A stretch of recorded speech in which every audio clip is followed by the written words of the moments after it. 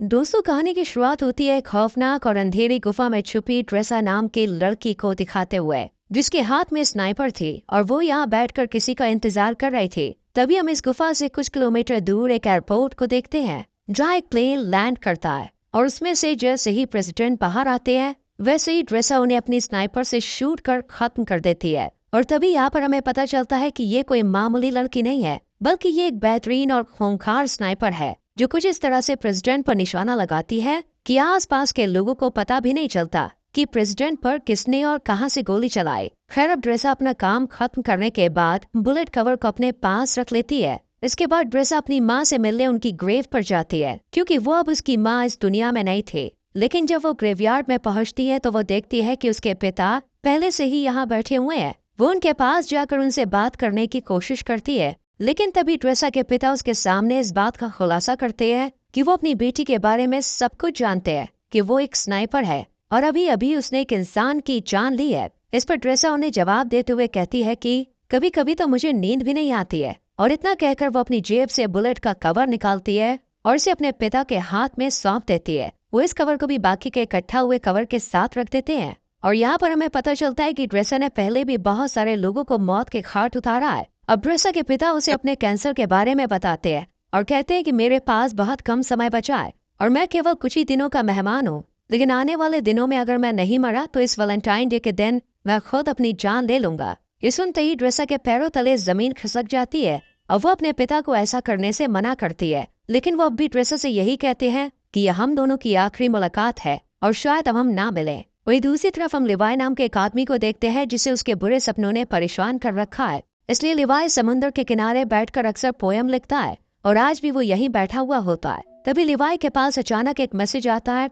जिसमें उसे एक एड्रेस पर आने के लिए कहा जाता है। लिवाई मैसेज पढ़ते ही तुरंत अपनी गाड़ी यहाँ से लेकर निकल जाता है और उस एड्रेस पर पहुंच जाता है। वो जैसे ही घर के अंदर एंटर करता है तो यहाँ उसकी मुलाकात एक लेडी से होती है, जिसका नाम होता है बार्थोलोम्यू। और इन दोनों की बातों से हमें पता चलता है कि लिवाई पहले मिलिट्री में एक स्नाइपर हुआ करता था, लेकिन अब उसने इस काम से रिटायरमेंट ले लिया है और अपना ज्यादातर समय घर पर ही बिताता है। यहाँ बार्थो लिवाई से बात करती है और उसे एक नया मिशन सौंपते हुए कहती है कि मैं तुम्हें किसी दूसरी जगह भेजना चाहती हूँ, क्योंकि तुम एक बहुत अच्छे स्नाइपर हो, इसलिए ये काम सिर्फ तुम ही कर सकते हो। साथ ही वो लिवाई से ये भी पूछती है कि क्या तुम्हारी फैमिली में कोई ऐसा है जो तुम्हारे जाने के बाद तुम्हें मिस करे, क्योंकि हो सकता है कि तुम वहाँ जाने के बाद उन्हें कभी न मिल पाओ। ये सुनकर लिवाई थोड़ा सोच में पड़ जाता है और बार्थो से कहता है कि मेरी फैमिली में ऐसा कोई नहीं है और मैं अकेला रहता हूँ। इसके बाद बार्थो से मिशन की सारी जानकारी बाद में देने का कहती है। इसके बाद लिवाई को बेहोश कर दिया जाता है और जब उसकी आंख खुलती है तो वो अपने आप को एक प्लेन में पाता है। लेकिन लिवाई को अब तक ये नहीं पता था कि उसे मिशन के लिए कौन से देश ले जाया जा रहा है। इसलिए वो प्लेन में मौजूद स्टाफ से जब ये बात पूछने की कोशिश करता है, तब सभी उसकी बात को इग्नोर कर देते हैं। पर एक पायलट आकर लिवाई को बताती है कि तुम्हारी डेस्टिनेशन आ चुकी है और अब वो उसे यही लैंड कराने वाले हैं। साथ ही वो लिवाई से ये भी कहती है कि तुम्हें अपनी मंजिल तक पहुंचने के लिए यहाँ से कम 32 किलोमीटर पैदल चलकर जाना होगा, तभी तुम उस जगह पर पहुंच पाओगे जहाँ से तुम्हें इस मिशन को अंजाम देना है। इतना कहने के बाद वो लिवाई को एक पैराशूट देती है, जिसे पहनकर वो प्लेन से नीचे बर्फ पर कूद जाता है और फिर धीरे धीरे आगे बढ़ने लगता है। लिवाई को पैदल चलते चलते अब 2 दिन बीत जाते हैं और 2 दिन बाद आखिरकार वो अपनी मंजिल तक पहुंची जाता है, जहाँ सबसे पहले उसकी मुलाकात JD नाम के एक आदमी से होती है, जो उसे एक वॉच टावर की तरफ ले जाता है और उसे बताता है कि अगले 1 साल तक तुम यहीं पर काम करोगे। मैंने भी यहाँ पर 1 साल तक काम किया है, लेकिन अब मेरा टाइम पूरा हो चुका है, इसलिए अब तुम्हें ये काम सौंपा गया है। हालांकि लिवाई को अब भी समझ नहीं आ रहा था कि आखिर उसे क्या काम करना है। यही सवाल जब वो JD से पूछता है, तब वो उसे बताता है कि यहाँ एक बहुत ही गहरी खाई है, जिसे जॉर्ज नाम दिया गया है। बस लिवाई को इसी की पहरेदारी करनी है और कुछ भी नहीं करना है। इसके बाद वो लिवाई को यहाँ के रूल्स बताते हुए कहता है कि वो महीने में सिर्फ 1 बार ही लोगों से कांटेक्ट कर सकता है और उसके टावर का नाम वेस्ट टावर है, जो कि दूसरी तरफ एक ईस्टर्न टावर भी मौजूद है। लेकिन वहाँ के लोगों से लिवाई को किसी भी तरह की कोई बातचीत नहीं करनी है, क्योंकि उसका काम सिर्फ अपने मिशन पर ध्यान देना है और ईस्टर्न टावर वाले भी केवल अपने मिशन पर ही फोकस रखते हैं। साथ ही वो लिवाई को ये भी बताता है कि वो 1 साल तक किसी से भी कांटेक्ट नहीं कर सकता है और यहाँ एक ऑटोमेटिक गन भी है, जिसे हर रोज लिवाई को रीलोड करना होगा अगर उनमें गोलियां नहीं है तो। इसके अलावा नीचे बहुत सारी माइंस भी है, अगर उनमें किसी तरह का कोई विस्फोट होता है तो लिवाई को उन्हें भी देखना होगा। हालांकि लिवाई को अब तक समझ नहीं आ रहा था कि आखिर उसका मिशन है क्या, इसलिए वो JD से पूछता है कि क्या मेरा काम यहाँ पर आने वाले लोगों को जॉर्ज के करीब जाने से रोकना है इस पर जेडी कहता है नहीं, जो चीज जॉर्ज के अंदर है उसे ऊपर आने से रोकना है। फिर वो एक छोटा सा बम उठाता है और उसे खाई यानी जॉर्ज के अंदर फेंक देता है। जैसे ही धमाका होता है अचानक खाई से एक बहुत ही डरावनी और अजीब सी आवाज सुनाई देती है जो किसी मॉन्स्टर की तरह लग रही थी। और यहाँ पर हमें इस खाई की असलियत का पता चलता है कि इसके अंदर कोई छोटी मोटी या मामूली चीज नहीं है, बल्कि कुछ बेहद ही खौफनाक छुपा हुआ है। इसके बाद जेडी लेवाई से कहता है कि जो चीजें जॉर्ज के अंदर छुपी हुई है उन्हें हेलोइन कहा जाता है और तुम्हें उन्हें ऊपर आने से किसी भी हाल में रोकना होगा। ऐसा कहा जाता है कि साल 1940 में सेना की 3 बटालियन इन्हीं हेलोइन को रोकने के लिए नीचे गए थे, लेकिन वो भी कभी वापस नहीं आए। साथ ही वो लेवाई को एक स्ट्रे डॉग अलार्म के बारे में बताता है। जिस दिन वो अलार्म बजना शुरू हो जाए उस दिन तुम बिना कुछ सोचे समझे बस यहाँ से अपनी जान बचाकर भाग जाना। हालांकि मुझे भी नहीं पता कि ऐसा क्यों बोला गया है, लेकिन मुझे जो पता है बस वो मैं तुम्हें बता रहा हूँ। इतने में इन दोनों की नजर सामने वाले टावर पर पड़ती है जहां अब किसी नए अफसर को अपॉइंट किया गया था, क्योंकि पुराने अफसर को 1 साल पूरा हो चुका था। अब जेडी लेवाई को खाने पीने के बारे में बताते हुए कहता है कि उसका 1 साल के खाने का इंतजाम यहाँ कर दिया गया है, बाकी अगर वो चाहे तो शिकार भी कर सकता है। वहीं जेडी लेवाई के सामने इस बात का भी खुलासा करता है कि ये जगह 75 सालों से सीक्रेट रही है और किसी को भी इसके बारे में कुछ नहीं पता है और हमें भी आने वाले टाइम में इस जगह को सीक्रेट ही रखना है। इतना कहने के बाद जेडी यहाँ से निकलकर बाहर आ जाता है और सिग्नल देने के लिए जैसे ही स्मोक करता है तब एक हेलीकॉप्टर उसे लेने के लिए आ जाता है और जेडी इस पे चढ़ जाता है। लेकिन हेलीकॉप्टर में मौजूद अफसर पहले उससे उसकी आइडेंटिटी पूछता है और फिर उसे शूट कर मार देता है, जिससे हमें पता चलता है कि ये जगह इतनी सीक्रेट है कि यहाँ से किसी को भी बाहर जाने नहीं दिया जाता है। इधर हम लेवाई को देखते हैं जो बिल्कुल वैसे ही करता है जैसा उसे बताया गया था। वो ऑटोमेटिक गन के अंदर गोलियां डालता है और आसपास का जायजा लेने लग जाता है। जब पूरा 1 महीना गुजर जाता है तब वो यहाँ से किसी को कांटेक्ट करने की कोशिश करता है और उन्हें बताता है कि मेरा किसी भी दुश्मन से कोई आमना सामना नहीं हुआ है। इतना कहकर वो कॉल कट कर देता है क्योंकि उसे बस इतनी ही बातें करने की इजाजत दी गई थी और ये मैसेज उसे हर महीने में केवल 1 बार ही भेजना है। इसके बाद वो अलमारी में रखी किताबें पढ़ने लगता है कि तभी उसकी नजर दीवार पर लिखे हुए कुछ मैसेज पर पड़ती है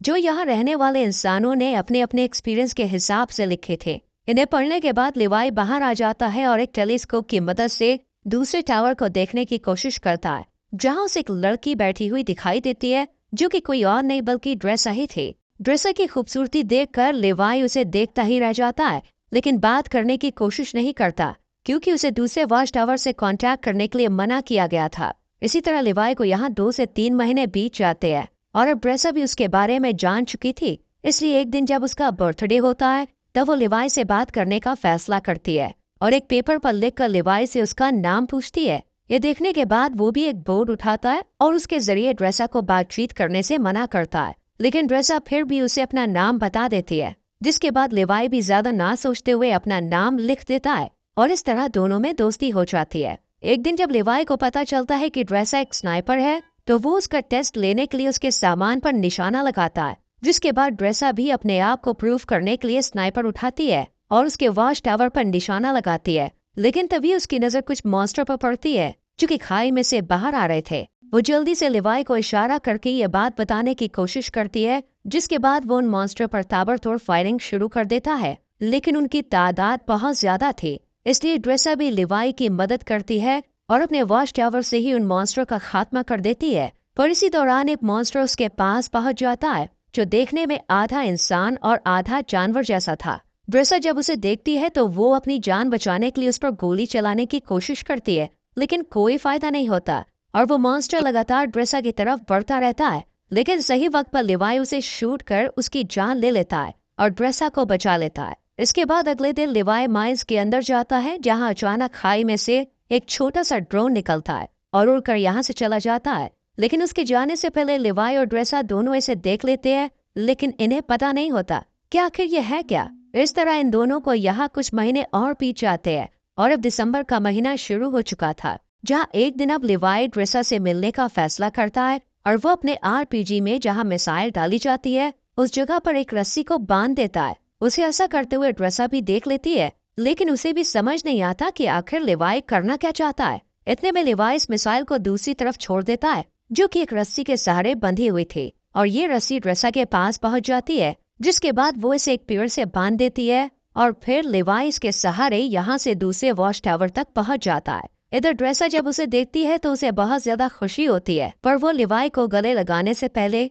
उसे नहाने के लिए कहती है और खुद सीसीटीवी कैमरे की मदद से लिवाई को नहाता हुआ देखती है। इसके बाद ये दोनों एक दूसरे से बहुत सारी बातें करते हैं और इस दौरान ड्रेसा लिवाई से पूछती है कि तुमने सबसे लंबा शॉट कब मारा था। इस पर लिवाई बताता है कि मैंने 3240 मीटर दूर से एक आदमी को मार गिराया था और पहले मैं मरीन में काम किया करता था। इसके बाद वो ड्रेसा से पूछता है कि आखिर इस जगह में ऐसा क्या है जो इसे इतना सीक्रेट रखा गया है। तो ड्रेसा उसे ज्यादा ना सोचने और अपने काम से काम रखने के लिए कहती है। साथ ही उसे अपने पिता के बारे में भी बताती है जो शायद अब तक मर चुके होंगे। इसके बाद वो म्यूजिक प्ले करती है और लिवाई से डांस करने के लिए कहती है, जिसके बाद ये दोनों साथ में डांस करते हैं और एक दूसरे के करीब आकर यही सारी हदें पार कर देते हैं। इसी दौरान लिवाई ड्रेसा को अपनी कविताओं के बारे में बताने लगता है और उससे कहता है कि मैंने तुम्हारे लिए भी एक पोयम लिखी है। इतना सुनते ही ड्रेसा उसे पोयम सुनाने के लिए कहती है, लेकिन लिवाई उसे ये कहकर मना कर देता है कि जब हम दोनों यहाँ से निकल जाएंगे तब मैं तुम्हें वो पोयम दे दूंगा। अब सुबह होते ही लिवाई यहाँ से जाने का फैसला करता है, लेकिन जैसे ही वो बीच रास्ते में पहुंचता है तो देखता है कि मॉन्स्टर उसके वॉच टावर पर चढ़ रहा है। पर टावर पर लगी माइन से जब वो टकराते हैं तो एक बहुत बड़ा धमाका होता है जिसमें लिवाई की रस्सी जल जाती है और वो इस खाई में गिर जाता है। इधर ड्रेसा भी ये सब देख रही होती है, इसलिए वो लिवाई को बचाने के लिए जल्दी से पैराशूट लेती है और बिना कुछ सोचे समझे खाई में कूद जाती है। जिसके बाद हम ड्रेसा को एक नदी में बहते हुए देखते हैं जो कि इसी खाई के अंदर मौजूद थी। वो किसी तरह अपने आप को बचाकर किनारे तक ले आती है। वहीं हम लिवाई को एक पेड़ से लटका हुआ देखते हैं जहाँ अचानक एक बड़ा सा केकड़ा आकर उस पर हमला कर देता है, जिस वजह से लिवाई पेड़ से नीचे गिर जाता है और यहाँ उसे पेड़ की जड़ें पूरी तरह से जकड़ लेती है। इससे पहले कि वो लिवाई को नुकसान पहुंचा पाती, यहाँ ड्रेसा आकर उसे बचा लेती है और ये दोनों इस जगह को देखने लगते हैं कि तभी यहाँ कुछ हॉलोमैन घोड़े पर सवार होकर आते हैं और इन पर हमला कर देते हैं। लेकिन लिवाई और ड्रेसा इनसे डरने के बजाय इनका डट कर मुकाबला करते हैं और 2 हॉलोमैन को मार गिराते हैं, लेकिन एक वहां से भाग जाता है। इधर लिवाई ने जिस हॉलोमैन को मारा था वो अब उसे चेक करने के लिए उसके पास आता है तो देखता है कि इसने वर्दी पहनी हुई है। वर्दी को देखते ही लिवाई को जेडी की बताई हुई बात याद आ जाती है कि आज से सालों पहले 3 बटालियन सेना इस खाई के अंदर गिर गई थी जो कभी वापस नहीं आई, लेकिन ये अब तक जिंदा कैसे है? यही सवाल लिवाई को सोचने पर मजबूर कर देता है। खैर अब ये दोनों आगे बढ़ते हैं और एक ऐसी जगह पर पहुंच जाते हैं जहां इंसानों के अंदर से पेड़ बाहर निकल रहे थे। इन्हें देखकर ऐसा लगता है जैसे यहाँ किसी वायरस ने अपना आतंक फैलाया हो। अभी लिवाई और ड्रेसा इस खौफनाक मंजर को देख ही रहे थे, कितने में ही कुछ हॉलोमैन इनकी तरफ आने लगते हैं, जिनसे बचने के लिए ये दोनों एक चर्च में पहुंच जाते हैं। लेकिन चर्च का नजारा बेहद ही डरावना था क्योंकि यहाँ कई लोगों की डेड बॉडी पड़ी हुई थी जिन्होंने वायरस के कहर से बचने के लिए खुद ही अपनी जान ले ली थी। तभी ड्रेसा के ऊपर एक मकड़ी अटैक कर देती है जो कि देखने में काफी बड़ी थी, मानो उसके ऊपर भी जैसे वायरस का असर हो गया था और वो जैसे ही इन पर हमला करती है ये दोनों मिलकर इसे शूट कर यही खत्म कर देते हैं। लेकिन तभी दरवाजा तोड़कर कुछ हॉलोमैन यहाँ आ जाते हैं, जिन्हें देखते ही लिवाई और ड्रेसा जल्दी से चर्च में भाग निकलते हैं और पहाड़ों के बीच बनी एक सुरंग में पहुंच जाते हैं और दरवाजे को आगे बंद करके जब इस सुरंग को अंदर से देखते हैं तो एक तरह की लैब दिखाई देती है जहाँ पहले कभी एक्सपेरिमेंट किए गए थे। यहाँ इन्हें एक बैकअप जनरेटर भी मिलता है जिसे ये लोग स्टार्ट कर देते हैं और फिर लिवाई को यहाँ एक डीवीडी प्लेयर भी मिलता है। डीवीडी के इस कैसेट को जब ये दोनों प्ले करते हैं तो स्क्रीन पर एक लेडी दिखाई देती है जो इस जगह को लेकर अपने सीक्रेट मिशन के बारे में बताती है। साथ ही वो आगे ये भी कहती है कि हम यहाँ एक केमिकल मिसाइल बना रहे थे जिसमें बहुत सारे लोग मिलकर काम कर रहे थे, लेकिन एक दिन जब इस जगह पर भूकंप आया तो भूकंप की वजह से जो मिसाइल हमने तैयार की थी वो लीक होनी शुरू हो गई और इस तरह ये केमिकल आसपास फैल गया, जिसकी वजह से कई लोग इन्फेक्टेड हो गए और मैं भी इन्फेक्टेड हूँ।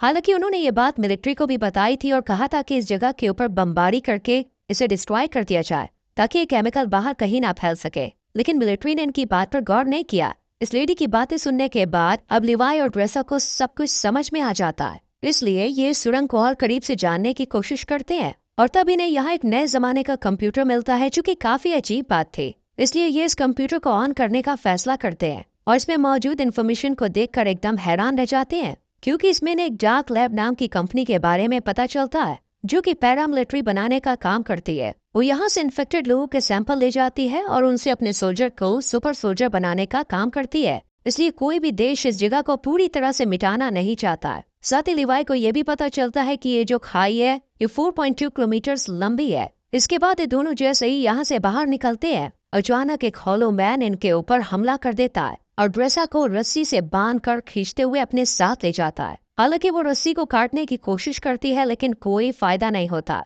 इधर लिवाई भी उसे ढूंढने के लिए इधर उधर भटकता रहता है और एक ऐसी जगह पर पहुंचता है जहां एक बहुत बड़ी मिसाइल मौजूद थी। वही हम ड्रेसा को एक पेड़ से लटका हुआ देखते हैं और वो हॉलो मैन भी उसके सामने ही खड़ा होता है, जिससे ड्रेसा उसे खोलने के लिए कहती है। लेकिन वो जब उसकी बात नहीं सुनता तो वो खुद ही किसी तरह अपने हाथों को खोलकर उस पर अटैक कर देती है। काफी देर तक इन दोनों में लड़ाई जारी रहती है। इतने में ही यहाँ लेवाई भी आ जाता है और हॉलो मैन को शूट कर ड्रेसा को बचा लेता है। लेकिन जब वो वर्दी पर उसका नाम देखता है तब उसे पता चलता है कि वॉच टावर पर पहरेदारी देने वाला ये पहला इंसान था जो बाद में इन्फेक्टेड हो गया। इसलिए ये दोनों अब यहाँ से निकलने का फैसला करते हैं और यहाँ खड़ी एक कार के अंदर नई बैटरी डालकर उसे एक रस्सी से बांध देते हैं। जैसी कार ऊपर की तरफ जाने लगती है, अचानक यहाँ बहुत सारे हॉलो मैन आ जाते हैं और इन पर हमला कर देते हैं। पर ये दोनों अपनी स्नाइपर से इनमें से कई हॉलो मैन को मौत के घाट उतार देते हैं। लेकिन एक वक्त पर आकर जब इनकी गोलियां खत्म हो जाती हैं तो ये इनमें आग लगा देते हैं और एक पहाड़ी पर पहुंचकर इस कार को भी नीचे धकेल देते हैं और फिर ये किसी तरह ईस्टर्न टावर तक पहुंच जाते हैं। लेकिन इन्हें इस बात का डर होता है कि इनमें से कोई इन्फेक्टेड ना हो गया, इसलिए लिवाई अगले दिन रस्सी की मदद से अपने वॉच टावर पर पहुंच जाता है, जहां बार्थो से कॉन्टैक्ट कर पूछती है कि क्या तुम जॉर्ज के अंदर गए थे। इस पर लिवाई मना कर देता है। ये सुनकर बार्थो से कहती है कि हो सकता है कि दूसरे टावर का कोई अफसर जॉर्ज में गया हो, क्योंकि किसी ने हमारे कंप्यूटर को स्टार्ट किया है, इसलिए अब तुम्हें उसे मारना होगा। हालांकि बार्थो ने पहले ही सीसीटीवी फुटेज में देख लिया था कि ये दोनों जॉर्ज में गए थे, लेकिन वो लिवाई के सामने इस बात का इजहार नहीं करती है, बल्कि खुद ही अगले दिन यहाँ आ जाती है। लेकिन इसके हेलीकॉप्टर को लिवाई और ड्रेसा दोनों देख लेते हैं और इन्हें पता चल जाता है कि ये इन्हें मारने के लिए यहाँ पे आई है, इसलिए ये जल्दी से जंगल की तरफ भाग जाते हैं। लिवाई को पता था कि 4.2 किलोमीटर को पार करने के बाद ये खाई आपस में मिल जाती है और फिर वो ड्रेसा से मिल सकता है, इसलिए ये वॉच टावर के एंटीना पर हमला करता है और यहाँ अलार्म बजना शुरू हो जाता है, यानी कि यहाँ अगले 2 मिनट में स्ट्रे डॉग मोड ऑन हो जाएगा और ये जगह अपने आप डिस्ट्रॉय हो जाएगी। अब बार्थो भी ये बात अच्छी तरह से जानती थी, इसलिए वो हेलीकॉप्टर लेकर यहाँ से भागने लगती है। इधर ड्रेसा और लिवाई भी भागने लगते हैं, जिसके बाद 2 मिनट पूरे होते ही जॉर्ज के अंदर जो मिसाइल रखी हुई थी वो ब्लास्ट हो जाती है और इस ब्लास्ट की वजह से सभी हॉलो मैन मारे जाते हैं। वही बार्थो का हेलीकॉप्टर भी इस धमाके की चपेट में आ जाता है, जिस वजह से वो भी मारी जाती है। इधर लिवाई भी पानी में गिर जाता है, लेकिन ड्रेसा इन सब में बच जाती है और एक जगह बैठकर उसका इंतजार करने लगती है। काफी दिन बीत जाते हैं लेकिन लिवाई का कोई अता पता नहीं चलता, इसलिए वो उसकी लिखी हुई पोयम खोलकर पढ़ती है और फिर अपनी नई जिंदगी की शुरुआत करती है और एक रेस्टोरेंट में काम करने लगती है। लेकिन तभी अचानक एक दिन वहाँ लिवाई आ जाता है, जिसे देखकर ड्रेसा बहुत खुश होती है और फिर ये दोनों एक दूसरे को किस करते हैं और इसी के साथ ये कहानी यही खत्म हो जाती है।